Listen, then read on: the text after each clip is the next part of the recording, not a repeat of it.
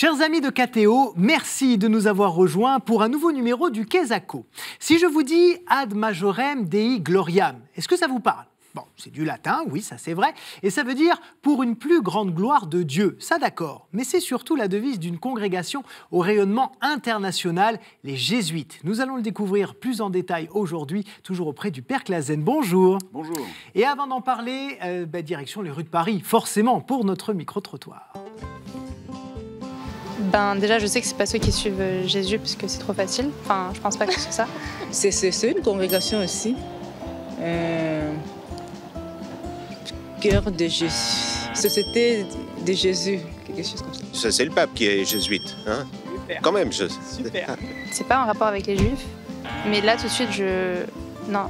Ce sont des moines. C'est un ordre de moines très connu, en particulier connu pour avoir disséminé l'idée catholique à travers le monde, mais aussi parce qu'ils ont fait des écoles prestigieuses. Ça, c'est la Compagnie de Jésus fondée par Loyola je sais plus son nom.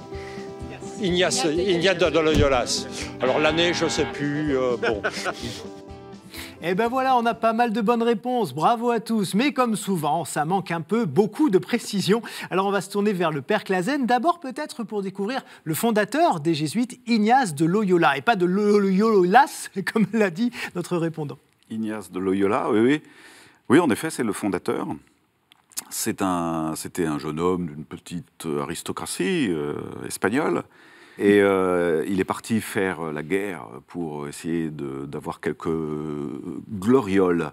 Le mot compte parce que ça va rentrer dans sa devise, comme vous disiez tout à l'heure. Et donc il est fasciné par l'héroïsme, le manque de peau. La guerre, ça fait des dommages, et lui-même se trouve blessé avec une jambe cassée, fracassée, enfin je ne sais plus très bien les détails. On est en 1521, siège de Pampelune, les Espagnols contre les Français. Bravo. Et donc là, il se retrouve hospitalisé, donc la gloire s'effondre, mais il continue. Et c'est là, en fait, qu'il a ses premières intuitions fondatrices. Après sa guérison, dès qu'il est debout, il fait une sorte de petite récollection à pied. Il va des grands sites, Manresa, Montserrat, enfin des choses dont les noms aujourd'hui sont très connus à cause de lui, grâce à lui. Et il va même vivre presque une année ermite dans une grotte. Enfin, bref. Une expérience spirituelle vraiment radicale, très fondatrice. Et son intuition, pratiquement, l'intuition de sa vie spirituelle et de son école spirituelle est fondée. Et ce qu'il faut dire, c'est qu'on est à une époque, le XVIe siècle, où l'Église connaît quelques soubresauts, ça ne va pas très bien, et donc lui, ce qu'il a envie, c'est de refonder l'Église. Alors comment est-ce qu'il va s'y prendre? D'aider l'Église. Il veut aider l'Église à se remettre debout. C'est un grand serviteur de l'Église. Et donc sa grande intuition, c'est qu'il faut tout refonder dans un véritable enracinement spirituel et avec une vraie résolution. C'est le deuxième mot clé pour comprendre ce que sont les jésuites, quoi. Un grand discernement, et une fois qu'on a fait son discernement, on est résolu. Et donc ça permet de faire des gens très, très fidèles, très pérennes dans leur mission. Un jésuite travaillera pour le siècle qui vient, pas pour les 3 années, quoi. Et alors, il va fonder aussi des collèges, 10 ans après la fondation, et donc il va avoir un rayonnement éducatif incroyable. Formidable. Absolument formidable. Donc à Rome, des grandes écoles, et pas uniquement des écoles de novices, pas forcément des futurs jésuites, mais former la jeunesse. Former la jeunesse un petit peu dans l'esprit de l'humanisme de l'époque. C'est-à-dire former de vraies personnalités, des personnalités construites. Et encore une fois, qui sont résolus dans leur identité. Pas des gens qui sont dans la tergiversation sans arrêt, quoi. Pas de gens qui hésitent, mais des gens construits, bâtis. C'est un nouvel humanisme, Erasme et contemporain. Alors les jésuites ont plusieurs particularités, on va les développer un petit peu plus tard, mais la première peut-être, c'est qu'ils font 4 vœux et pas 3. Oui, en effet.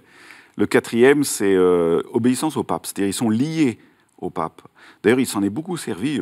Ignace étant mort, il y a eu la conclusion du Concile de Trente, et il y a ce qu'on a beaucoup appelé dans l'histoire de l'Église la contre-réforme, c'est-à-dire une sorte de mobilisation générale pour répondre au mouvement de réforme de Luther puis de Calvin. Et les jésuites, là, ont été vraiment le fer de lance. Alors, une des autres particularités des jésuites, ce sont leurs exercices spirituels, qui continuent d'ailleurs maintenant d'être pratiqués un petit peu partout. Ça consiste en quoi ?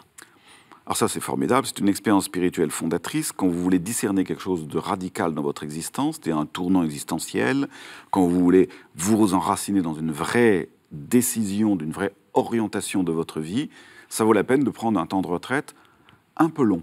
Pas 2-3 jours de réflexion, 30 jours, pour se fonder en résolution. Voilà, c'est d'abord ça le but, et pour tout fonder dans la relation au Christ. Alors il y a plusieurs semaines, chaque jour on est suivi par ce qu'ils appellent un directeur, non pas qu'il vous dirige, mais qu'il a du discernement. Et donc il sait à quel moment vous proposez telle lecture, donc tous les jours on le voit. Tous les jours, il vous fait faire des exercices spirituels, c'est-à-dire de lecture de la parole de Dieu, de simple méditation. Vous marchez dans les bois, vous allez méditer, ou bien d'oraison mentale, c'est-à-dire vous asseyez pendant une demi-heure, vous rentrez dans une méthode d'oraison. Ils ont une technique tout à fait propre à eux, les jésuites, et donc l'école de discernement de Saint-Ignace, qui est très très efficace. Ça consiste à rentrer littéralement par l'application des sens, c'est-à-dire par l'imagination, dans les scènes évangéliques. Et pratiquement, vous allez prendre un rôle dans la scène qui est en train de se dérouler. Rarement Jésus, mais vous pouvez très bien vous situer dans la foule, des gens qui regardent, ou bien même parfois dans celui qui est guéri, ou bien dans un des apôtres, etc. C'est une méthode très efficace, qu'on appelle l'application des sens. C'est-à-dire, au lieu d'écarter notre sensibilité, notre imagination, au contraire. On l'appelle. Voilà, on la mobilise. Et on s'en sert. Ouais. On mobilise tout de l'être, c'est-à-dire son intelligence, sa sensibilité, sa mémoire.